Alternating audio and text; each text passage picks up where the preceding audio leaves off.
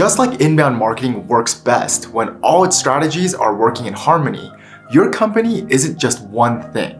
It's comprised of many different aspects. Your employees, your company, values and mission, and definitely your customers. But most of the time, you only have a short window of opportunity to show the inner workings of your business to the outside world. That's branding. What do you want your customers to think of when they read your tagline or see your logo? That's branding. Branding needs a well thought out strategy to influence everything your buyers will recognize, from logos to any slogan or tagline that's integrated throughout your company's marketing.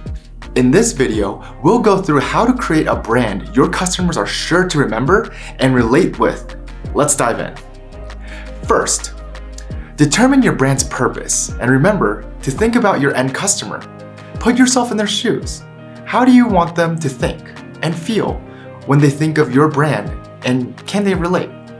63% of consumers prefer to support a brand that shares a purpose with them. For example, if I have a company that sells socks, our purpose isn't to literally sell people socks. That's not relevant to the consumer's interests. Instead, if our purpose is to keep people's feet warm, that's likely to resonate better with my buyers because it's solving a problem that is important to them.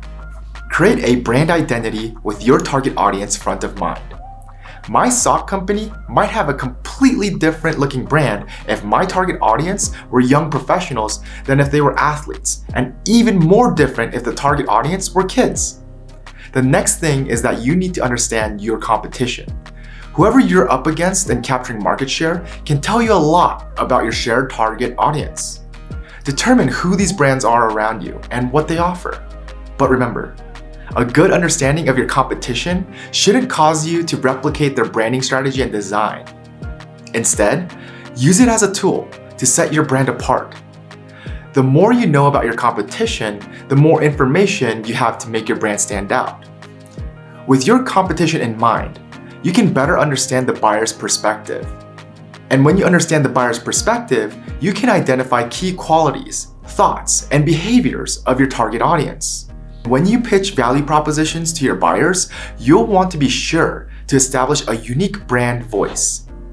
Your brand's voice not only applies to the actual verbiage you use to convey your messages, but also your logo, images, and color schemes and fonts. For example, some brands are light-friendly and positive, like Coca-Cola's, while a brand like Harley-Davidson's brand voice is strong, confident, and aggressive. It all goes back to relating to your target audience and how they will feel when they read and see your logo, images, and words. Putting time and effort into establishing your brand's voice will make you stand out from the competition. Now let's get to what content your brand will need. Just like a movie or book, your brand needs to have a story associated with it. Don't think your company has a story worth telling? Just think back from when you started your company to where you are now, and ask yourself, why did you start your company? What are your company's values? How has your brand grown over time? All of the answers to these questions carry a story that's worth telling. Remember that consumers care about relating to a company's purpose, character, and values. Telling your story is exactly what they will need to determine that. Now that we've established how to hone in on your brand's purpose, voice, and story, it's time to tie it all together for the design of your logo and tagline. Remember that your brand's voice will come through in the aesthetics of your logo design. So take time to think about the feelings you want to convey when a customer sees your logo. A good designer can evoke emotion in your consumers just by the colors, fonts, and content positioning. Try to incorporate unique color that are far apart from your competitors' logos. Just think about how Coca-Cola is red and Pepsi is blue.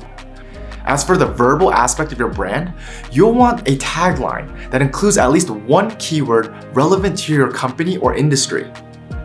Finally, keep your brand consistent. Make sure your brand design, or what we marketers refer to as the brand itself, is presented similarly across all your digital and printed marketing channels, such as your social media profiles, business cards, your website, and even your email signature. Using consistent and clear branding is just another part of your entire inbound marketing strategy. It's key to helping the rest of the strategies covered in this video series gain momentum and reach your goals. Of course, what good is your branding if your target audience can't even find you? That's where another piece of your inbound strategy comes into play: SEO.